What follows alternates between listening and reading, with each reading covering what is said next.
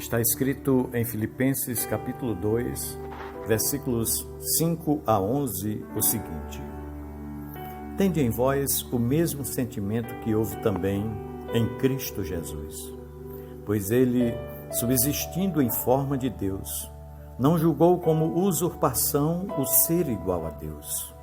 Antes, a si mesmo se esvaziou, assumindo a forma de servo, tornando-se em semelhança de homens e reconhecido em figura humana.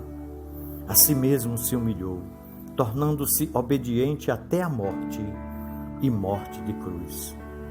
Pelo que também Deus o exaltou sobremaneira e lhe deu o nome que está acima de todo nome, para que ao nome de Jesus se dobre todo o joelho nos céus, na terra e debaixo da terra, e toda língua confesse que Jesus Cristo é Senhor, para a glória de Deus Pai. Meu irmão, minha irmã, quanta coisa temos a pensar a respeito desta orientação do apóstolo Paulo. No versículo 5 do capítulo 2 de Filipenses, do texto que acabamos de ler, ele diz: seja a vossa atitude a mesma de Cristo Jesus. Que desafio para nós. Então aqui nós vemos o apóstolo Paulo começando, através deste versículo, um bloco de ideias que vai até o versículo 11 de Filipenses 2, onde ele descreve a humildade de Jesus, mas também a sua exaltação, seu exemplo de obediência e serviço.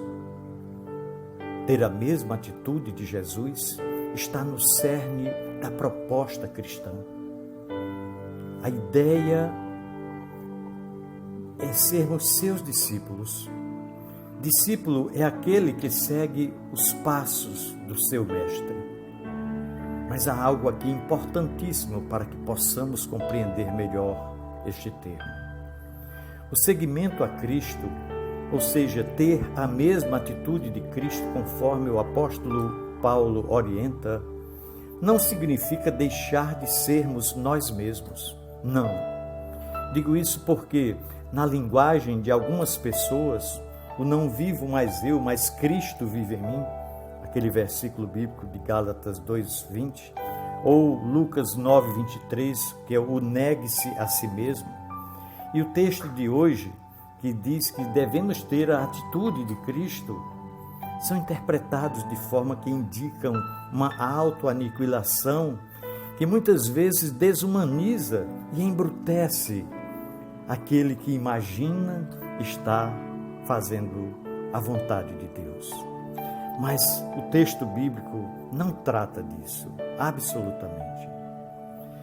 Lembro-me do tempo em que um famoso livro tornou-se muito popular e passou a ser o desafio espiritual a ser alcançado por quem desejasse levar a sério a sua vida cristã.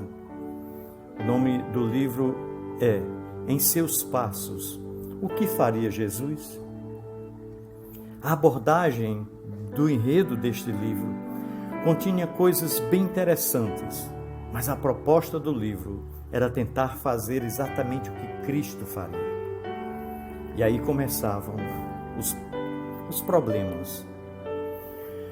O primeiro de todos os problemas era ter completa clareza de como Jesus agiria em determinada situação. Como, por exemplo, se um amigo de escola contasse que estava com algum problema familiar, o que faria Jesus? O que faria Jesus num desentendimento conjugal em que a esposa, cansada de sofrer violência, desejasse o divórcio? Se você fosse essa mulher, o que imaginaria que Jesus faria? O que faria Jesus na condição de um rapaz que, aos 18 anos, só tivesse olhos para outros rapazes, sentindo-se claramente atraído sexualmente por pessoas do mesmo sexo? O que faria Jesus? Em algumas situações, muitos de nós diriam que Jesus não poderia estar nelas. Como colocar Jesus em situações assim e imaginá-lo agindo? Eis a questão. Não é tão fácil assim. Não é fácil porque o seguimento a Cristo é de outra natureza e não se estabelece por métodos que possamos criar ou por regras que tentem traduzir pragmaticamente o seu sentido. O que Jesus foi e fez justamente porque nós não seríamos capazes de ser nem de fazer. Jesus cumpriu o que jamais poderíamos cumprir. E crer em sua obra redentora e em sua vida exemplar não significa que passamos a ser capazes de reproduzi-la com integridade. Seguir a Jesus é algo muito pessoal. É algo muito pessoal e diferente para cada um de nós. Não significa tentar ser Ele, mas ao contrário, sermos nós mesmos como jamais fomos. E sendo nós mesmos, segui-lo é primeiramente crer no amor e na graça que nos são oferecidos por Ele. Isso quebranta e regenera o nosso coração. E a partir daí, viver, honrar e partilhar esse amor e graça que nos dão vida.